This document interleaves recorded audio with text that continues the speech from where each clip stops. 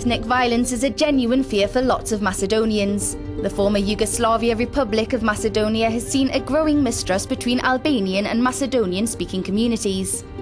The killings of 5 men in spring have increased tensions in the country, where a quarter of its population are ethnic Albanians. In the western Macedonian mountain villages like Brodec, most people speak Albanian. In 2001, when the country came close to civil war, the rebels' headquarters was nearby. In 2007, police raided Brodec. They found an arms cache and arrested villagers. So is there a revival of separatism today? We're happy with the status quo. I don't care about borders, but we want to get a fair chance of economic development. We're afraid of friction and conflict. If there is a conflict, it always hits the poor people, those who have nothing to eat. Villagers feel abandoned by the state and by the banks. Loans here are hard to come by.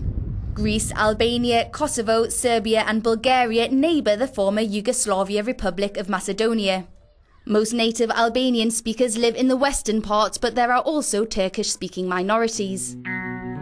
Tetovo, the main city in the northwest, is mainly, but not exclusively, populated by native Albanian speakers.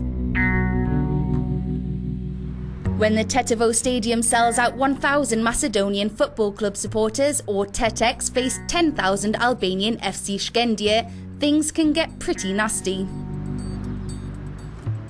The Albanians still have this idea of a big Albania, and they would like to take away our part of Macedonia. We protect our club, we protect our country, but we're not nationalists, we're patriots. The Albanians provoke us because we're ethnic Slavs. They insult us because we are Christians. They insult Jesus. They even insult our dead. It's a real provocation. But provocation and violence is reported from both sides, with Albanians and Macedonians guilty of giving as good as they get. Hate speech and ethnic vandalism are present in rural areas too. Here in the village Jansistio, not far from Tetovo, Macedonians have painted over the Albanian on the bilingual signposts, with extremists from both communities believing the village belongs to them and them alone. In 2001, armed checkpoints were set up in the country's mixed areas. In order to bring back a sense of normality, the Norwegian government channeled money into bilingual school projects. While the older kids got to take part in workshops about dialogue and reconciliation, the younger ones took to the stage, acting in productions where both Albanian and Macedonian-speaking parts were welcome. We all play together. For example, we play basketball, football, or do theatre productions. We also sing together. The advantage of knowing other languages means you can speak with lots of people and make lots of friends. I have friends from all language groups living here. These projects are still the exception. The programme's leader would like to see bilingual education rolled out across the country, but if anything, things seem to be going backwards.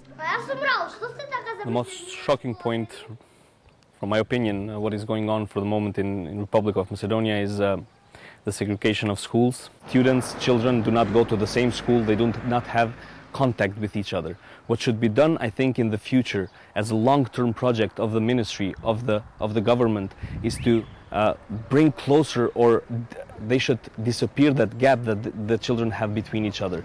Gostafar is a mixed city with a slight Albanian majority. Earlier this year, a Macedonian policeman shot 2 Albanian men here in unclear circumstances. This triggered an increase in ethnic tension throughout the country. Elmaz and Dimu are best friends. After growing up together, they decided to set up a bilingual Macedonian-Albanian joint venture, offering accountancy to all businesses, regardless of ethnicity. The choice about who to start our business with, the criteria to find a partner was not nationality or religion, not at all. But it was very important to go ahead with a solid character, completely trustworthy and reliable. And that's how it started. People from all kinds of communities have been living together for centuries here. I can't imagine any other way than this multi-ethnic way of living together. That's our tradition. Gostafar is the hometown to theatre director and former Macedonian education minister Sulejman Rishiti. So what does he think about the recent rise in ethnic tensions?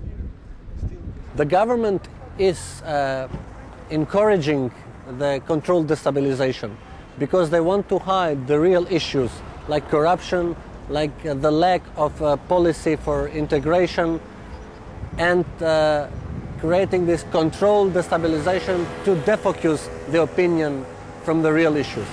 Because the research programme director at the Institute for Social Studies agrees. Instead of tackling the skyrocketing unemployment rate, politicians are fueling the ethnic conflict, in his view. It is the political elites of the country that they have been governing and running the country through exploiting, sometimes even in cases, extreme ultranationalist discourses and rhetorics to just maintain themselves in power. Nonsense. Utterly wrong. It serves local purposes to try, in the lack of any reasonable political offer, to mobilize votes and try to topple the government. The former foreign minister and future Macedonian ambassador to Spain is loyal to the ruling nationalists in power. He accuses the Serbian Secret Service of being behind the recent ethnic tensions in the region. So is there still a risk that the country is going to break up along ethnic division lines? Both of the communities, the large communities of this country, want Macedonia as a whole. The Albanians know that secession is politically, economically, and strategically impossible, and the Macedonian nation also knows that without the Albanians, they will lose more than they will gain. I'll be honest, all those recent incidents were organised by the political parties in power. Why are they doing this? I strongly believe that there is still a strong motivation to break up Macedonia. The